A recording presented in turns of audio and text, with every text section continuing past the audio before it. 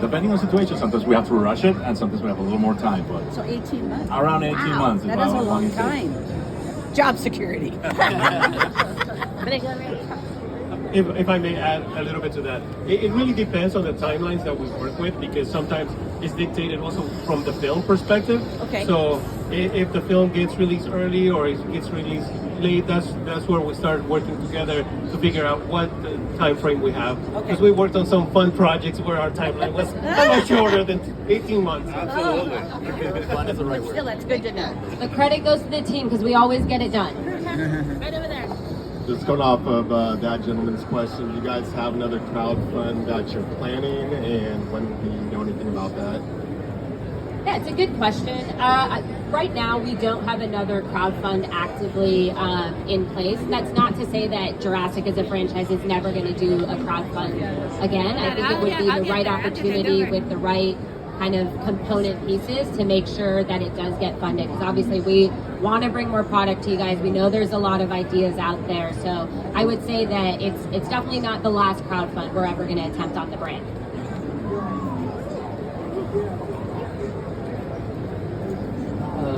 Will we see an Indominus Rex anytime?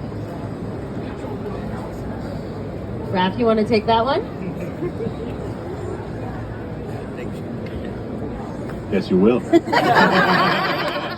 I just wanted more like suspense built, which is why I didn't want to say that. Yes, definitely. It's one of the most iconic dinosaurs in the franchise, and we love to revisit our big bad carnivores, and we'll definitely see more of Indominus Rex in the future. Maybe some unexpected ways. So this one's a little shy. You want to say? That's okay. Just really interested in what part of your job you guys like the most. I'm going to start because it's a really easy answer. You're looking at it. I think this is my favorite part of it. Not that part. You guys, it's my favorite part of the job. Honestly, a lot of what we do is for the fans. So any kind of moments we're getting to be able to talk to you directly or talk to you through your dads is incredible for us, because it honestly is great. And I would say the second part is, for me personally, you heard it takes almost 18 months from start to end. There's an incredible feeling about being able to walk into a Target or a Walmart and walk through the action figures aisle and see product that used to be just a design sheet on a screen, and now it's sitting on shelves, and you can kind of say, hey, I worked on that, and you're seeing fans buy it, and that's an awesome feeling. And I promise we don't bite, so don't be shy to ask. I think this is a great question, so I'm actually going to ask each one of us to maybe give our opinion on what our favorite part is. For me, it's a great question. For me, working on toys, I never thought that would be my job. I graduated with a transportation design degree, so I wanted to draw cars, and I now work on toys. So working with an amazing team, it's been glorifying. And the team that I work with at Universal is equally amazing. So working in such a great creative environment is very rewarding to me.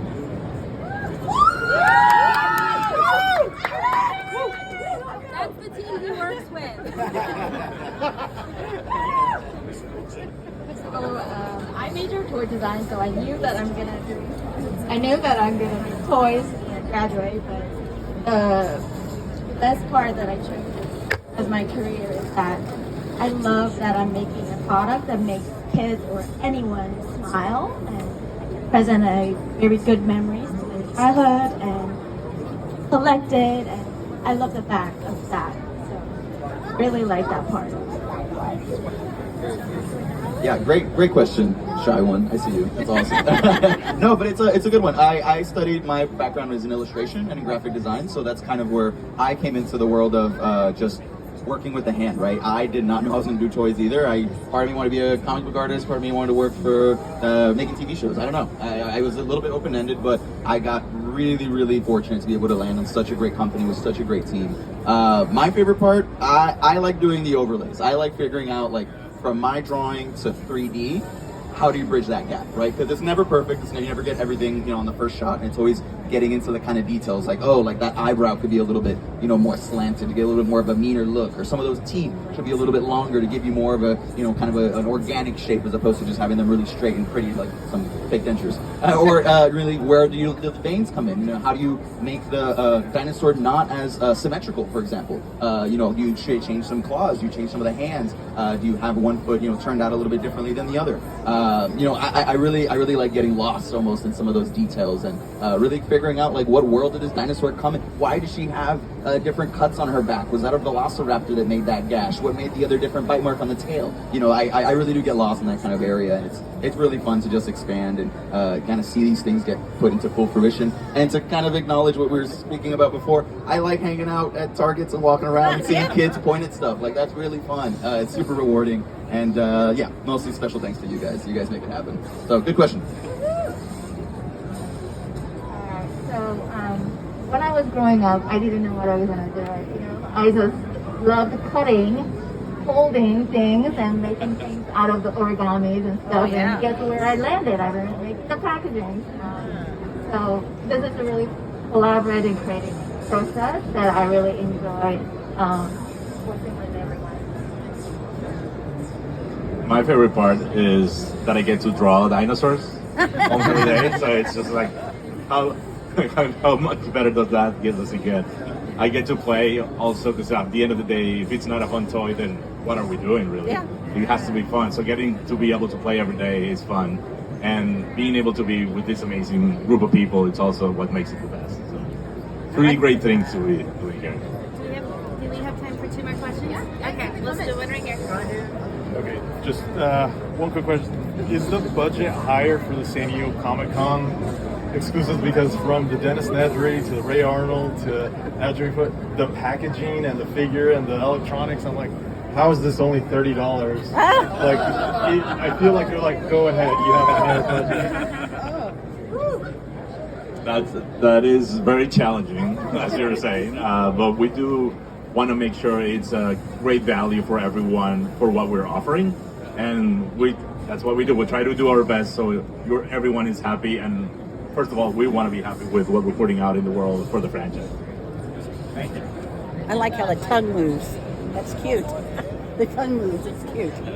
I'll add to that, because I think when we know we're working with kind of a limited quantity of how much we're going to produce, it's even more important. Whether it's 5,000 units or 10,000 units, they better be the best 10,000 units we've ever produced. So I think the team needs a lot of credit for how much care and detail they put into it, because it's not just an item when it comes to these exclusives, it's more of an experience. And in this specific context, with Jimmy Buffett being the inspiration, I think even more care and detail went to making sure we are celebrating him, but also commemorating him and his small but mighty legacy in our franchise.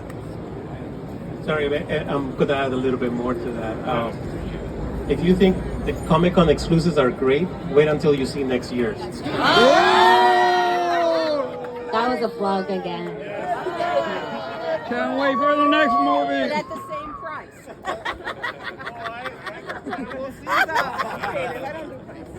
But it's going to be good. All right, we have plenty more time, so please ask away.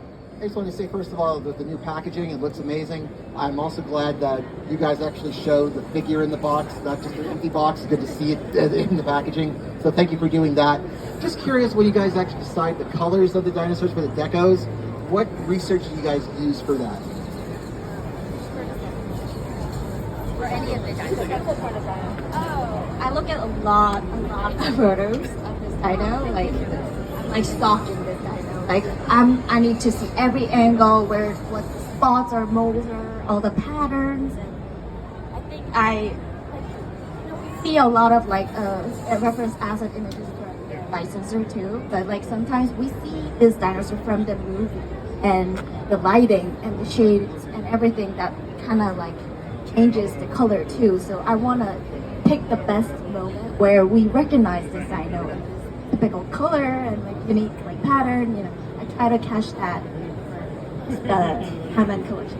You expect a little bit. Yeah, no, that's a really good question. And to her point, you covered a lot of the dinos that we usually see in franchise. There's some dinos that not necessarily are always on screen, right? Some of them are redecos, some of them are revisited, old sculpts that we want to kind of bring back and give a little bit more like highlights and features to. So sometimes, personally, I look at reptiles, I look at birds, I look at animals, I look at the things that we know, right? We take nature and we learn from it, we expand from it. And again, we combine that with the information that we have from both the movies and both from science. I read a lot of papers on my free time just to kind of keep up with a lot of these things. And yeah, it's kind of part of that story, right? Is this a predator? Does it have to camouflage itself? Is it more based in the water? Is it more based in like rocky terrains? How does that influence the way that this thing has evolved and the way it looks? So yeah, there's a lot of moving parts. It's a good question too. Oh, we got questions. Okay, over here. Oh shit. A lot of the product you produce is based on the film Dinosaurs. When you produce a dinosaur toy that is outside of the franchise, how do you decide what to produce and what it looks like? It's a good call. We fight over it. No, just kidding. Like, we take our starting point where it's not a franchise dino. It's what's the evidence and what's the findings that's been out there in the world, discoveries, and we do extrapolations similar to what the scientific community do. Like, we build from the bones, then the muscle masses on the top, and then we make specific choices about the textures, the skins. Was this dinosaur like rugged skin? Like what kind of environment, depending on where in the planet it was found? And of course, that's a lot of assumptions and educated guesses, if you will.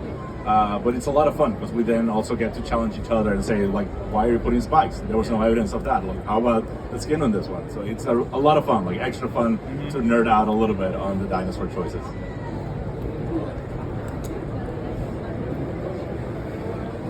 How much collaboration goes into like the initial concept? Like, do you guys each pitch a design from one of the movies, or does everyone have a different responsibility? Like somebody's in charge of the limbs, somebody's in charge of the head and teeth, or is it like a main design that kind of everyone goes with and just collaborates on from there? It's a little bit of everything, really. We start on a very collaborative environment where anything goes. We put everything on the table. And then as we start to solidify some of the ideas, we start to assign who's going to run with it, because someone needs to own it and be, the main champion for that specific product or a specific group of products. So at the beginning and every cycle, we do a lot of collaborations, and someone gets to champion it. But at the same time, at every stage where we go through sculpts and decos and final products, we again collaborate to make sure we're covering each other's backs and we have the best products possible. I'm a big fan of the dinosaurs with the sails. Are we going to see an updated version? I know this one just came out, but the second line is the original one in blue had a large sail. Are we going to see another version of it with a larger sail, maybe a new Spinosaurus?